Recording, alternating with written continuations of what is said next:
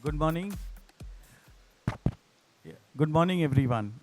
I know it's early morning and people are just entering, but I think we should start on time. And hence, the whole idea of this open group, open house, was to ensure that we get perspectives around different domains in the retail business. Digital transformation has become, imperative for brands and retailers across India, and we're seeing a lot of new solutions which have been entering India in a big way. This whole 1 hour is all about, you know, getting the perspectives from the audience. A lot of brands are here, uh, and let's understand from them where do they see their journey into the digital transformation stage. So, Neeraj is here with me, and he's my co-host. Neeraj, if you can just take it over. Check, check, check. Thanks, Bhavesh. Good morning to you and to everybody else. Welcome to PRC. One more session. I know we tried to clap. Let's clap a little louder once because we need to get the audience in as well. Let's get going. Okay. So, Bhavesh, let's have a quick conversation. So, Bhavesh, you closely watch the retail industry. That's how you earn your bread. Okay, we'll begin with you. Where do you think retail is heading today? And so this is Tech.NXT.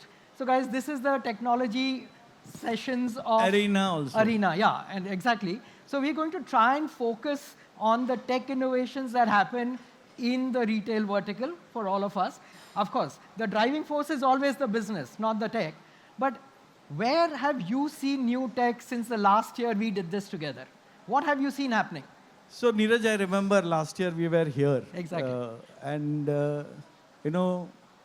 in the last 1 year, what I've been hearing is all about AI.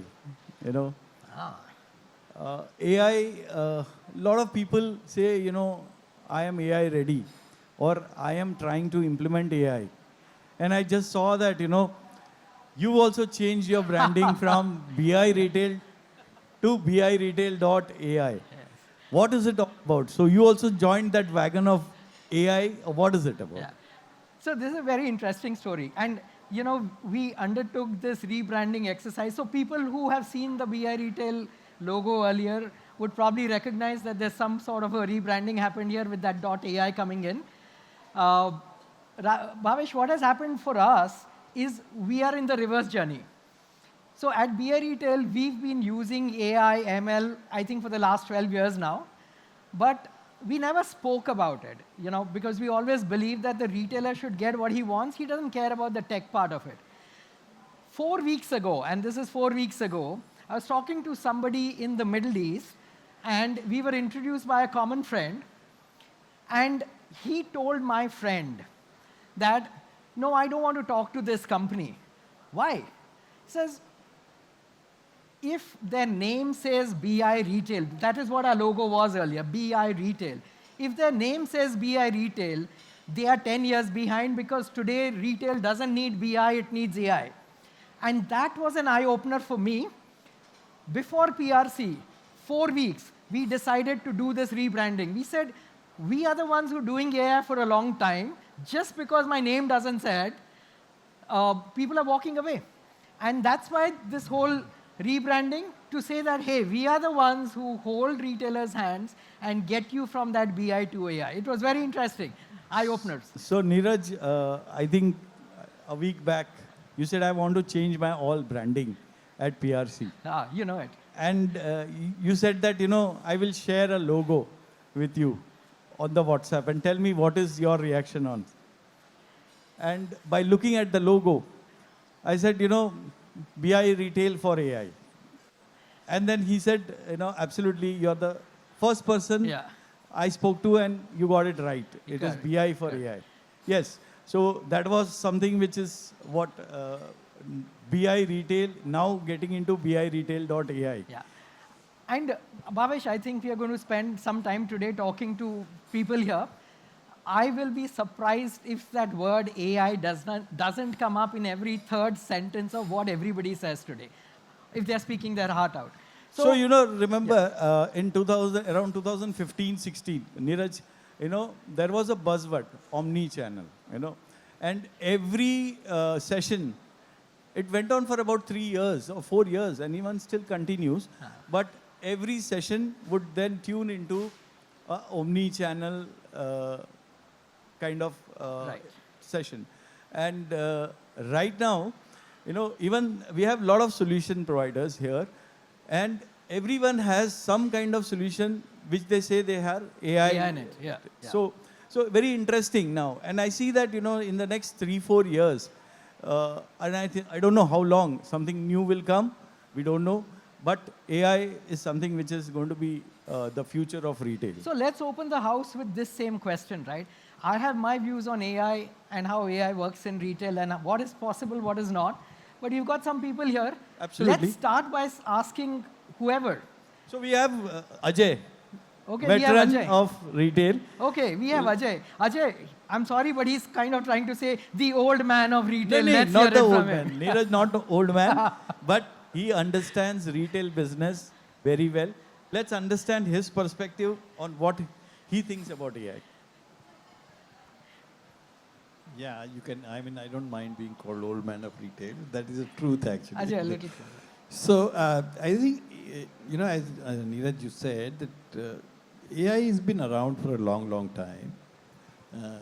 Since we all from technology space, we know that it's become a buzzword now, and it will remain always.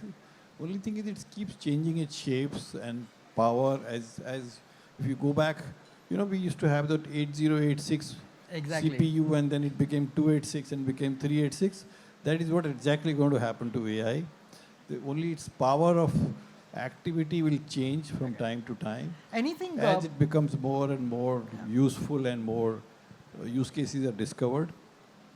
But one thing which is very clear today, which is emerging, which not many people are aware of, that it has very clearly two phases right now, and which nobody is able to differentiate. And one is Gen AI and one is AI. So Gen AI is something which is becoming more useful in any customer-facing solutions and customer-facing technology, whereas AI is becoming more relevant for back-end processes. So Ajay, you're right. Actually, if you look at the usage of AI, it could be either productivity or revenue side. Now, right now what I see is more from a productivity side, where you rightly mentioned that, the back-end processes can be, more efficient if we are able to get the right solution through AI. But the future is all about also how do you generate revenue leveraging AI. So back-end AI, as I said, it was always being used earlier also. And ultimately that is making a business more efficient and more optimized. And ultimately that is leading to your bottom line. So it's not a revenue alone, and it is also helping you to increase revenue. But the front end, which we are talking of Gen AI, which is now becoming more visible or in the face, back end was never visible, and Gen AI is more visible, and that is ultimately helping you to increase the revenue because it improving the customer experience, and it is improving the respect for the brand in the eyes of the customer. Yeah, so I think rightly said, AI has been there, but I think the techies of the world used to deal with it, right? It became consumer facing thanks to ChatGPT. Let's actually admit it, ChatGPT just got AI in front of a consumer. That is Gen AI. Yeah, so ChatGPT runs on Gen AI. People got to know ChatGPT, then said, oh, it's driven by something called Gen AI. So exactly, I think before I move on, and this is open to everybody, there is a cost value proposition, right? So we have some tech stalwarts here in their respective organizations. They at every stage are evaluating what is the right time in the business to bring in AI, right? Because does it bring value? Of course it brings value. How much value does it bring and at what cost does it come, right? So the question has to now shift from saying whether it brings value, to saying at what cost do I bring it value?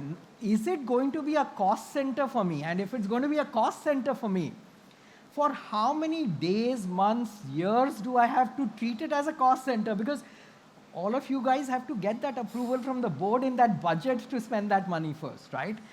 So, and that's true about all innovative technology whenever it was launched. So anybody, please, we have all these dignitaries here. Go ahead, Rupali. Where's the mic?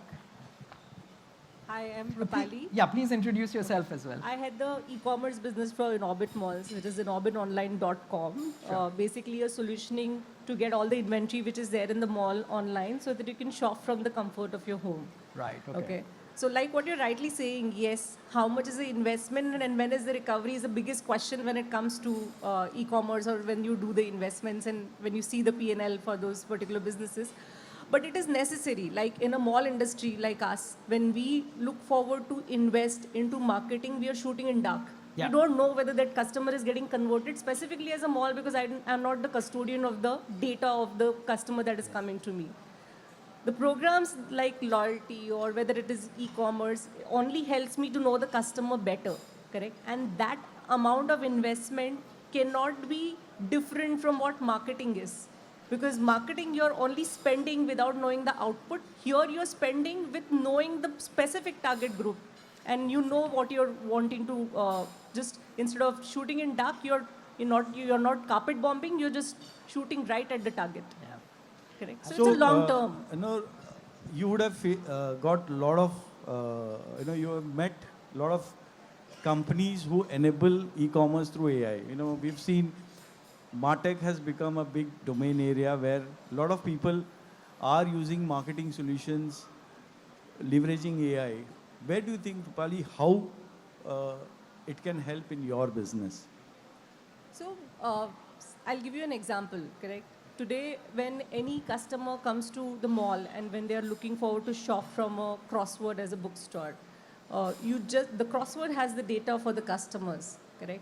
When we at mall, when we are looking forward to get in customers to the property as a footfall, we do events. And we do events as a generalized events. We promote it on social media without knowing who the customer is.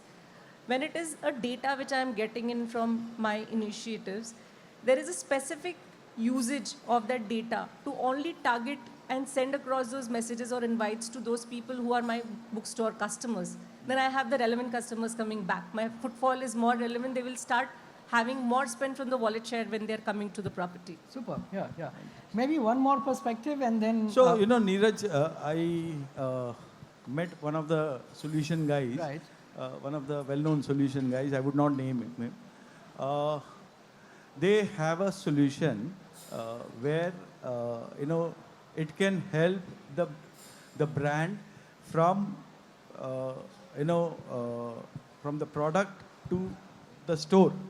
Earlier, they used to work on seasons, Right, right. and typical time frame was 180 days, But with this kind of solution, they are able to get the tech packs and everything ready through AI. Yeah, absolutely. Interesting. Yeah. So, we should understand from brands. Maybe Arun. Yeah, I think, so the supply chain part, I mean, this is part of this. So we'll just take one quick bite and then there's a structure, we'll get the supply chain in, if you don't mind, right? Sure. Yeah. Just a quick one, Sujoy, and then we'll get to a structure then. Absolutely fine. So I am Sujoy and I head technology at Tim Hortons India.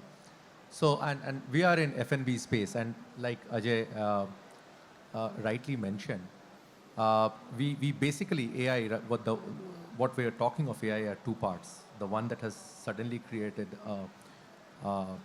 excitement all across is of course Gen AI, but what has been there since a while has been the traditional AI, and that's where I would answer your question. Yeah. Now, when it comes to traditional AI, I think there are two factors that comes that needs to be taken into consideration specifically in choosing when to go for AI. One is a fairly large volume of data, because that's the base on which AI brings a set of values. I mean, in terms of getting the final answer much more sharper. That's point number one. Point number two is what are the multitude of factors, variable acting on it. For example, just to take an example from F&B industry, wastage is a huge factor in the F&B industry. We deal with raw materials. Many of them are liquids, and of course a mix of all of them, perishables. And while one might look into do usual time series and figure out what might be your consumption, and on the basis of it put together the consumption and the wastage pattern. But there are a multitude of factors here. Okay, factors with respect to replacement product coming in and how it eats into an existing product. Replacement product with respect to raw material, which might eat into an existing product, which at a finished goods level. Okay, as in, just to give you an example, you introduced a set of coolers or introduced a set of, let's say, bagel sandwiches, and you realize that your standard sandwiches or your standard iced caps, this is somehow, or cold brews, this is somehow, there is a cannibalization effect.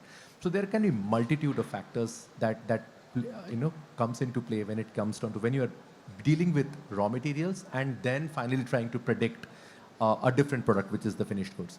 And so the moment we're talking of multitude of factors is when AI makes a lot of sense. Absolutely. Okay. So I think these are two major criteria one should look into. And the other part to this is also, do you, at certain times you might also question, can you do with standard data mining tools and not really go for very, very expensive solutions, right? Because standard data mining tools have been there for ages. Yeah, and that's the conundrum that we deal with whenever we talk to brands. Yeah, please. Sujoy, you mentioned about food and beverage business. So other than what you mentioned, those are all internal factors. But one of the major factors which influences and that's where AI plays a very important role, is the external factors. In AI, in food and business, for example, today IPL is happening. And what is the impact of a particular match in the evening and how the demand will vary because of that. So that, your time series data cannot help you in that. Absolutely. And that's where AI comes into picture. Ajay, you're so right. True. And I think that's what Sujoy is saying, that when you're trying to do, let's say, a time series or prediction based on 4 factors, I think you can do with, let's say, non-AI based tools. But when those 4 factors become more dynamic, was yesterday at Wankhede Stadium, the IPL was happening, so the store on Marine Drive did a particular business from 6:30 p.m. to 9:30 p.m. Match went on till 12 midnight, but sales stopped after 9:30. Why? It started raining. So the factors that come in there and the complex. Yeah, exactly. So I think that's where AI comes in largely, right? Yes. And yeah, sure, please go on. Hi, Rupali. I'm Rushali, and I head marketing for this brand called the Belgian Waffle Co. Wow, we have 2 F&B sitting next to each other. And taking a little inspiration from what Sujay said, just adding to that, right? So we have about 650 stores across India. We are a retail brand with a digital-first approach when it comes to marketing and reaching out to consumers. What I agree with Sujoy on is that there is definitely a great combination of the traditional AI methods and what, the new age Gen AI, that is sort of happening. Like we did have business intelligence tools earlier. We still use some of them, still now. But the efficiency has improved. Those tools already existed. Maybe there was one person who was doing a continuous analysis, digging out data, classifying the audience, and cohorting is the one basic segmentation tool that all marketeers really heavily dependent on, whether that's for auto flows or that for loyalty constructs or any consumer journeys that we sort of make.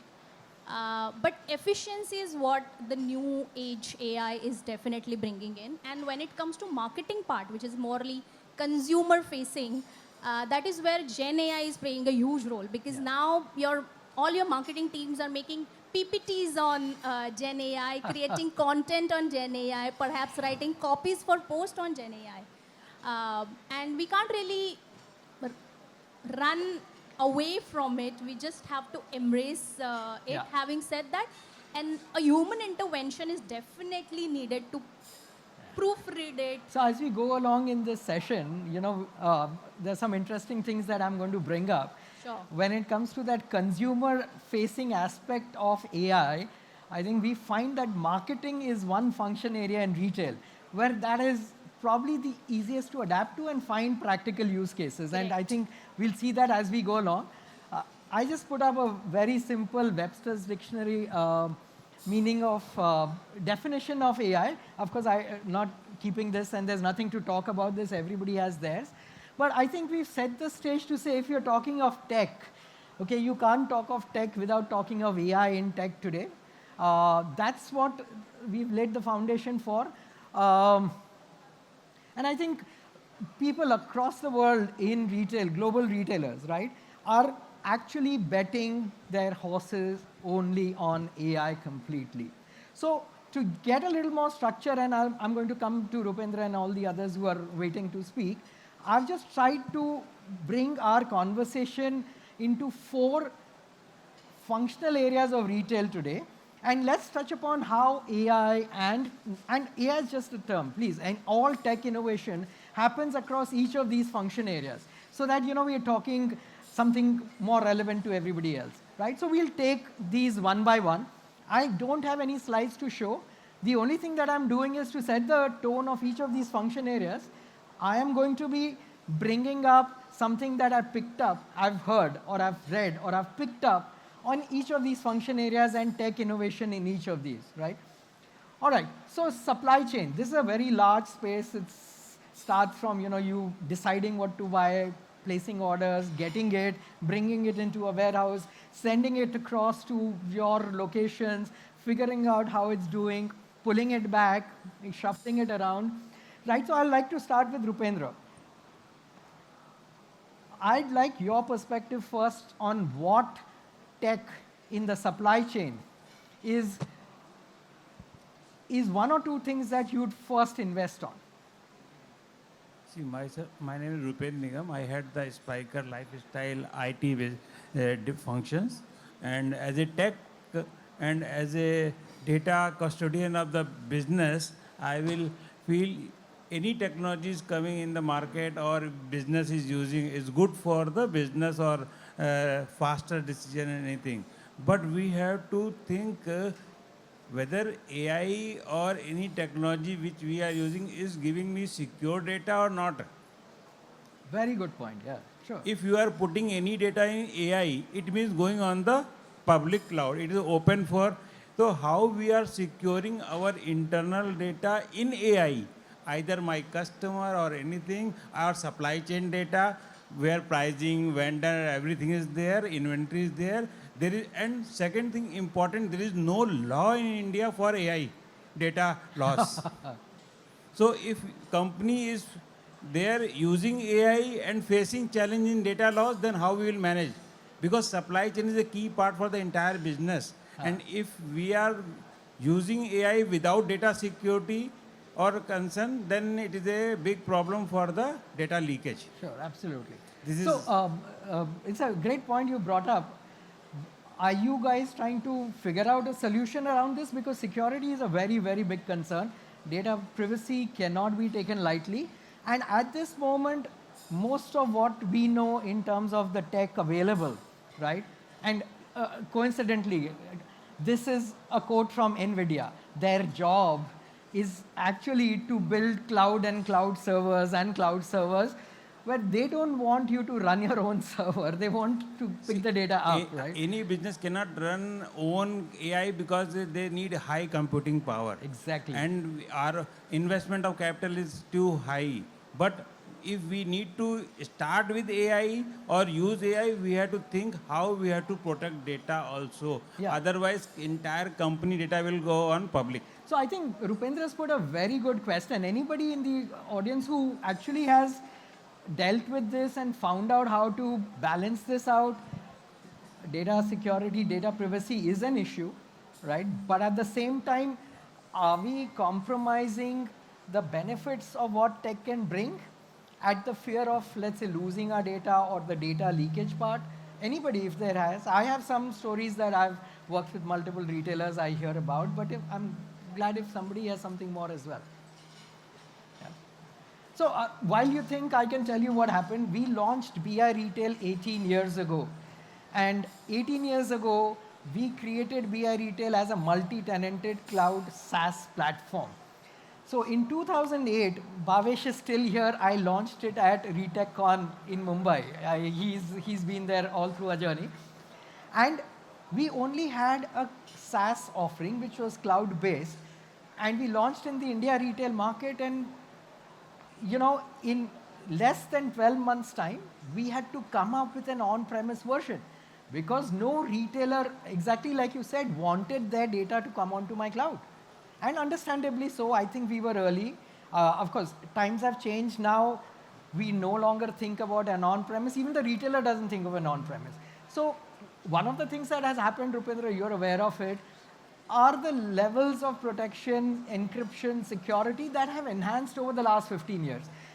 It can just give you mental relief. Is your data secure on the cloud?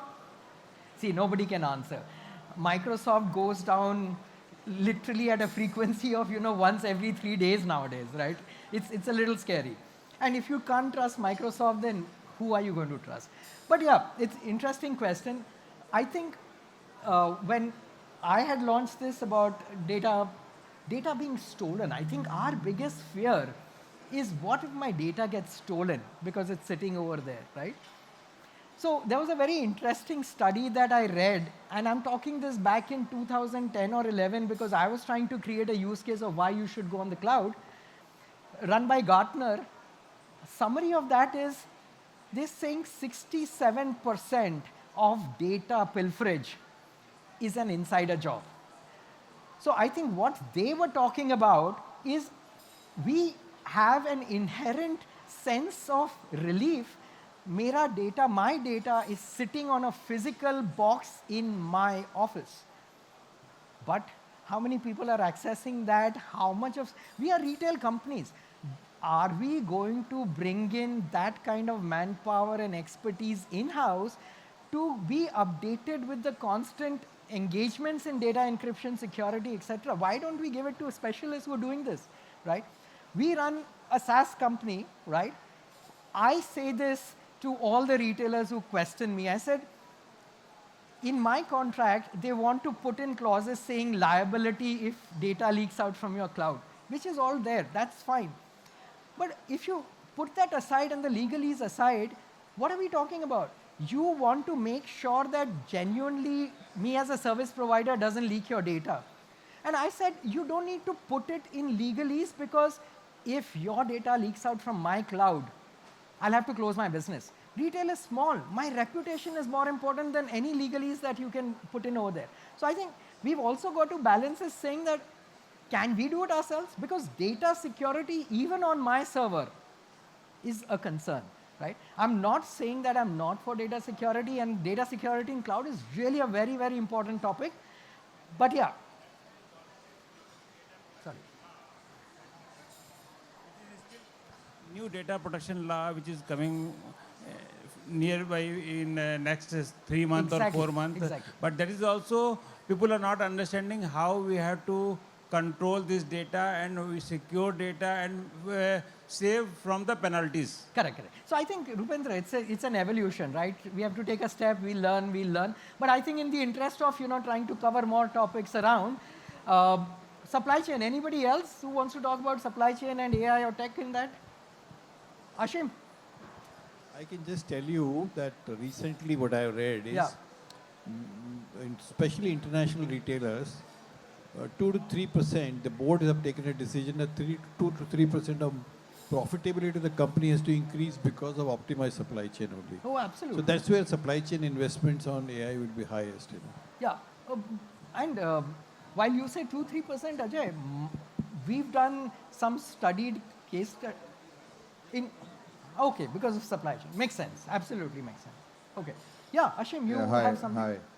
My name is Ashim. I am the promoter of iTech RFID.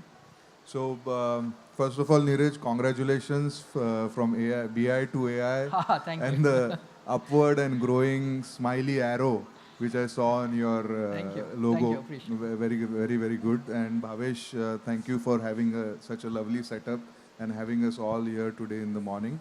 So, yeah, I mean, see, we are in the data capture side of it, you know. Right. So, what happens with the intelligence is all around the data. And what we do is data capture, data communication, data processing, and then the analytics and the intelligence comes into the picture. So the freshness and the correctness of the data is what we focus on. So it is like the more people talk about AI, the more people are realizing the importance of data capture and automatic data capture. Yeah. It's like when a bank wanted to put an ATM, they thought, okay, we didn't have core banking software. So now we want an ATM, so it drove towards them in investing in the core banking, you know. So AI is driving the data capture systems, whether it is barcode or RFID or any other visual technology or vision technology or whatever.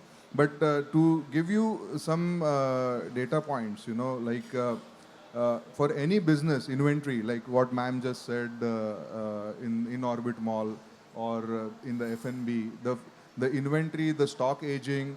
So what, with the help of efficient data capture tools has happened is the cycle count for large warehouses, which used to take around 200 days, Okay. you know, has been brought down to 8 days by use The of physical technology. stock The thing. physical stock. Yeah, yeah, yeah. And because of that 200 day to 8 day, the intelligence which was built, you know, around that has grown multifold, Yeah, you know. Because of now, what our customers are doing is by using it for less than 12 months from 200 days to 8 days, now they want it on demand. You know, they are not even ready to wait for 8 days. So, and we are not talking of 2, 3, 4%, 5% or 5x, 10x. We are talking of 100x, 500x Yeah, yeah. of efficiency increase. No, but I can see the, you know, the benefit to the retailer out of this use case very simply is, you mentioned about wastage, right? And very often wastage pilferage goes in the same bucket, but they're two different things. For a, let's say a fashion retailer or something, especially high value items, I think pilferage is such a big problem. It was and used to be a big problem because of your inability to actually identify pilferage. I think the use case you're talking about, if you can take stock taking every week, there you are identifying it. After that, applying the solution, half your battle is won. More than half your battle is won. And That's on great. the security side, I would like to say, Rupesh ji, you know, there is a price we pay for everything, you know. So AI हमको ज़्यादा दे रहा है लेने से ज़्यादा ऐसा जब तक है situation. So we have to give that data, you know, because what we are deriving out of it many a times when I am also sharing on generative AI few of the things, many a times I am hesitant. ये बताओ उसको कि नहीं. But it is again on the output, you know, कि मुझे ज़्यादा दे रहा है वो, तो मुझे कुछ ना कुछ तो देना पड़ेगा. Correct, correct. You know, so that is where the compromise is on So कुछ security. पाने के लिए कुछ देना खोना पड़ेगा. So let's move on to the next section. From supply chain, now we're going on to personalization, right? This is an area where I have seen a lot of brands, retailers. We had, you know, Shali talking about this. I think this is an area where AI has like an instant affinity, in my opinion, right? Again, from all of you, tell us what you're doing in personalization, tech innovation in personalization, AI or non-AI, doesn't matter. Whoever. Anybody? Rushali? Hi. I think personalization at the consumer front is something that we all know and aware of, and especially this part of AI is known to everyone. You know, the tech part, you actually need some understanding of tech and certain terminologies and stuff. This is something like people say marketing is common sense, and then we say, but common sense is uncommon. It's actually that. There is a lot that goes behind it, but it can simply be put across as, hey, you have 50 lakh of consumer data. Now, one solution can't fit all. You are using these technologies, and at least in the marketing front, AI is being highly used for cohorting. Yes. So you cohort your consumer base based on their purchase journey, how much have they paid, what day of the time they have purchased and all. And that has really, really helped personalizing the solution that you provide to them. Be it them actually knowing when you enter the store, so that you know their purchase journey and can actually do menu recommendations, or it could be simply making specific journeys for them. Hey, someone has come to in your system 3 months ago but not purchased with you, right? Someone came 6 months back but lapsed. Hey, I need to perhaps give them a little more incentive to come back to me. Someone who has only purchased one product, but I have this, array of products I would really want them to taste. And so you give out certain more incentive for them to come back to you and try something else. In all of this, which is we largely call the whole CRM or auto flows or loyalty, I think AI is playing a huge role and it is there to stay.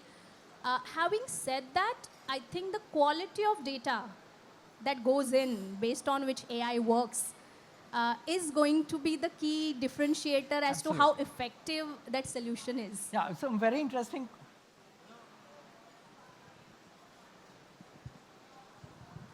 So, like she mentioned, we've been using it for promotional purposes, upselling.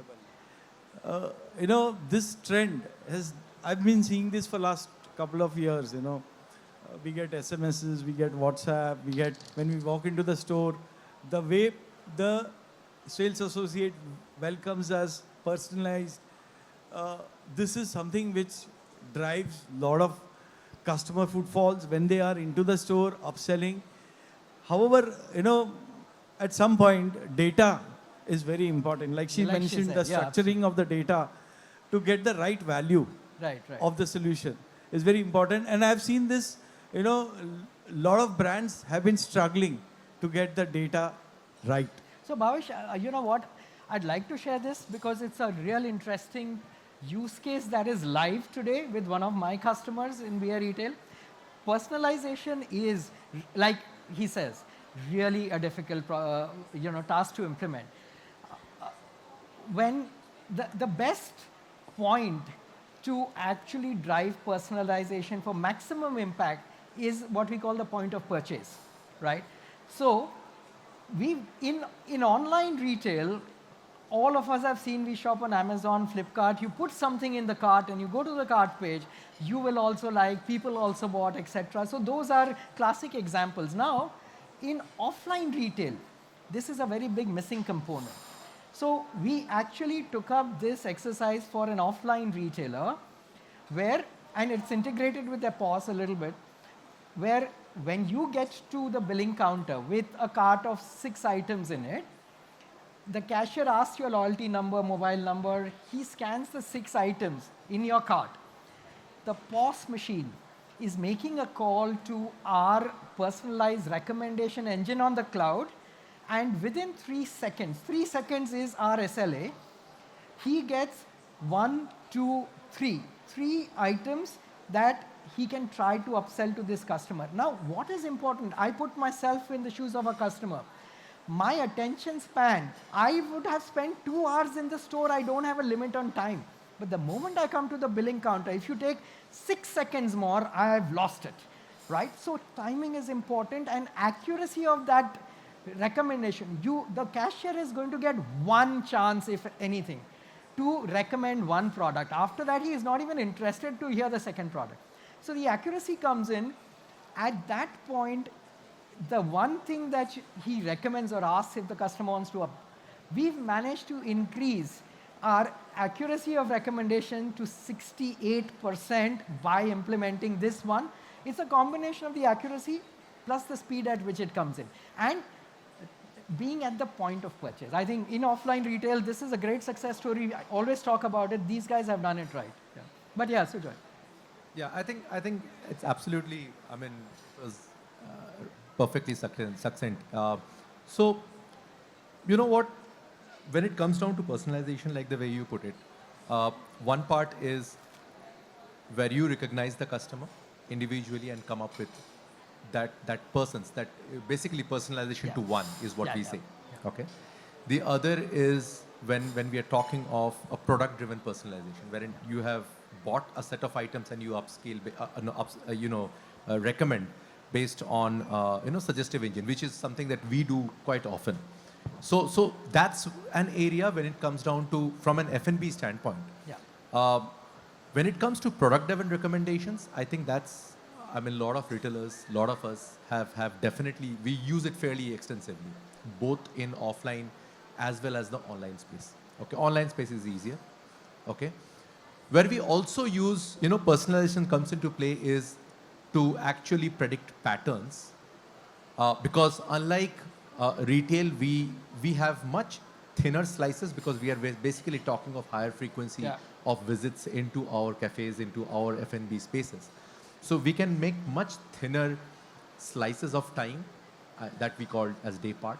You can go into those level of details and you can analyze the data fairly deeply and then come up with personalizations, be it from a perspective of building new products, or of course building together recommendations.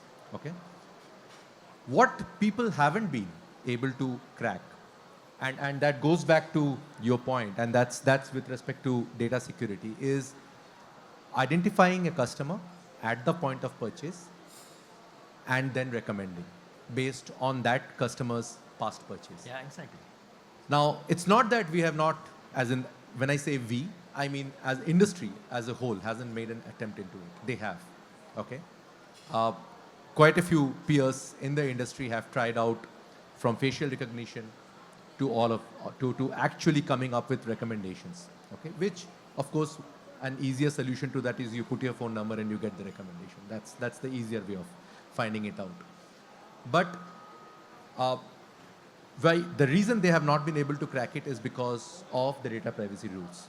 And I would say that's a good mix of the DPDP laws that have come in, with respect to consent being high. Consent of the customers ought to be there for capturing, be it visual or anything else.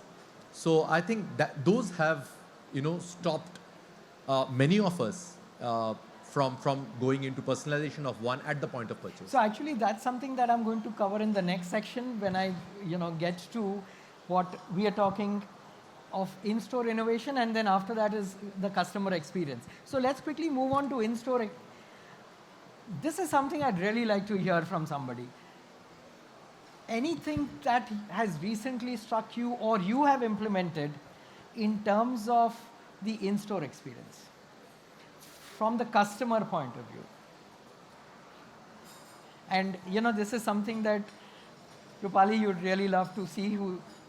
So when it comes to a mall customer and the person who's walking inside the mall, when we as mall, we are not having any data of the customer there. The loyalty is something which is one piece through which we are able to identify the customer, and that connects fairly well between an offline and online retail. Correct? So it's just with the perspective of giving out QRs and making the life simpler for them. Correct? And this is how it would then connect back to your earlier question of personalization. When it comes to the mall, can I curate the feed? Because they have so many options which are available, and the span of attention is very less. Very small, yeah. Correct? So can I curate a catalog which is only relevant to his past history of shopping? Yeah, which is online and offline both, correct?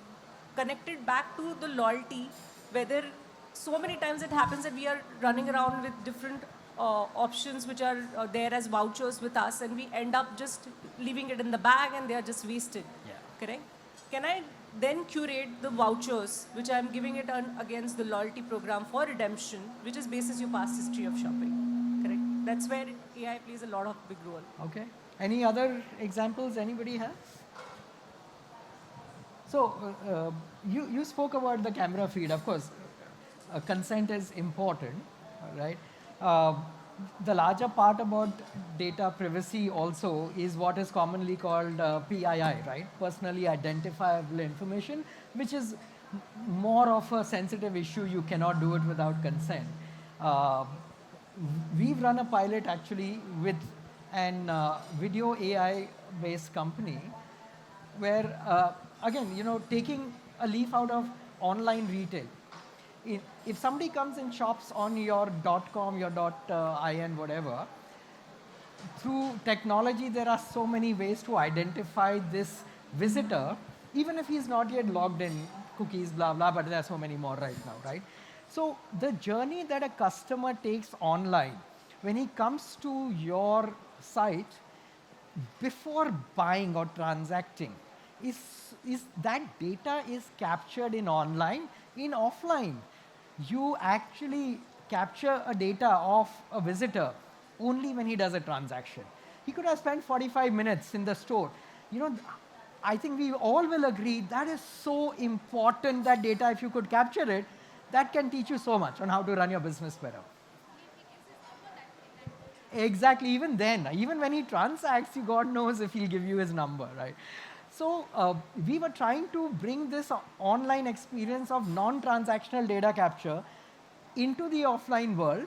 And camera feeds is the only way to do it. In fact, it was, I would say, partially successful. I think technology still needs to improve. The important part, of course, from a data privacy point of view, is make sure we don't violate on the PII side of it, because that is blasphemous and it's not fair, right? But we'll quickly move on to the last section. We have a few minutes, we'll wrap it up. Customer experience. I think this should be something that everybody should be delighted to talk about. Come on, who wants to take this? What are the new innovations in tech? Arun, you have something to add? Hi, I'm Arun. I'm founder of CFO Support, but I have about 18 years of experience in fashion retails as a CFO, but work more on technology as well. For a customer experience, one is that what we call, what Bhavesh said earlier, the omnichannel view. It's like earlier we used to classify a customer as an online customer or an offline customer, right? Today the customer is everywhere. So it's you call it a omni customer or whatever you may call it. And also what happens is that the customer, what we have generally seen in a physical retailer moving to online, the customer has got a gift voucher at some point of time. And the customer goes online to redeem the voucher. The customer feels that, no, this is not available here. Yeah. It's available only in our stores. So no, earlier it used to be it's only available in the company stores, not available in the franchisee stores. And then on this product only. And on this product only, and only at the, all those things. So once franchisee moved out and said, okay, franchisee became omni and said, okay, it's available in all the stores. And then later on it moved that, okay, now I have the voucher, and it's your brand, and I want to redeem in your website. So why can't I do that? Yeah. So that is again, another one enablement which happened. Same thing with loyalty points as well, right? The customer used to earn loyalty points only on the offline stores, not on the online shopping. Whereas, all brands also want now to increase the full price sales in online as well. So how is tech helping? So it's like, now it's all the data gets accumulated in one platform. So like, for example, the loyalty platform provider, he gets the data. Earlier, his data used to get linked only with the POS. Yeah. Never used to get from the website, so link that out. If it's a gift card, so rather than a physical gift card or a physical gift card with a QR, and map it with an online gift card, so with the code as well, because you go and punch the code, it all sits at the same server, put the linkages there so that the voucher is able to get redeemed. So all those things where you have a separate online, separate offline, now it's all gone. It's now entire, you're the face of the brand, wherever you shop it, whatever is there, it's there. And as you rightly said, in terms of the earlier topic which you said, where the facial recognition and then find out whatever is, I also did a bit of study to say that, okay, a customer spent 25 minutes in the shirt section, but the customer did not shop. So how do we figure that out? So that's another one point. I think we'll take one closing remark from Rupali. Yeah. So, because it's about consumer experience and who better than a marketeer. But, and I'm not going to largely talk about AI typically, but tech in consumer experience. And I'll give one example. And there are a lot of experimentations happening which are tech driven. Sure. But to actually solve for a business problem, for example, wait time. We do a campaign like National Waffle Day, which is sort of known to everyone, so much so that we had an audacity to actually say everyone knows as a campaign theme. But we are talking about a huge queue wherein people are waiting for 2 to 3 hours outside one store. I have one near my place, and I saw that, it was something which I had never seen before. Yeah. We're literally talking about 5 lakh plus footfall on one single day. Are you beating Apple to it? Neeraj, actually, that day outside the Belgian waffle store, I could see, at least 150, 200 people in the queue. Wow. You're doing something right. Okay, yeah, please go on. Thank you. But on that day, when you're literally, people are waiting, they're okay waiting for 2 hours also outside the store. And we typically have a small store format, right? We literally have to shut our aggregator business. So come 11 and we shut our Swiggy Zomato business because we can't service, right? Yeah. There, when we actually look at making campaigns also, we don't only look at promotions. We think and discuss, hey, how do we solve for this problem? There is a huge wait time. A lot of people simply go away because they see the queue. So we try and then take support of tech. So we have something like self-ordering. Okay, you ordered today because now you want to avail this offer, but come tomorrow to actually get the product so that you don't just have to go away. You're just at the entrance of the store, you're scanning the QR code, order, pay, come back tomorrow. So this is something that we piloted in one of the cities last year, and hopefully this year we'll sort of do it pan-India. Another one, of course, is a simple thing like gamification. People are waiting. We simply put a QR code on the menu, let them play game meanwhile, and earn certain points, rewards, etc. They can avail the next time. And all that we saw when we visited the store, people are onto their phone. They're standing in the queue. Maybe they're seriously frustrated, but to some extent, tech has now helped us to reduce that frustration towards the brand. So all of these things add to consumer experience. So I'm going to take what you said earlier, and I'm going to wrap up this session with a very important point that you made, is that we spoke about tech, okay? But tech is only an enabler, okay? And here are some very, very interesting quotes saying, while tech is tech is not going to replace your business, right? So the first point that you said was really not tech. It was an idea saying, I'm going to use tech, but I'm going to offer that, I'm going to bind loyalty by just telling him, fine, you've come here, we're giving you the offer, it's valid for the next 30 days. So that is how I'll end this session. Bhavesh, if you have any parting thoughts. I think very interesting. We started with, where is the digital transformation journey of every brand is going. And then we spoke about AI. Obviously, AI is the buzzword now. And finally, you put this into the 4 different quadrants. Was very interesting. Yeah. So I think interesting perspectives, and it was a great start for today. Thank you all. Thank you, everyone. Great. Thank you very much.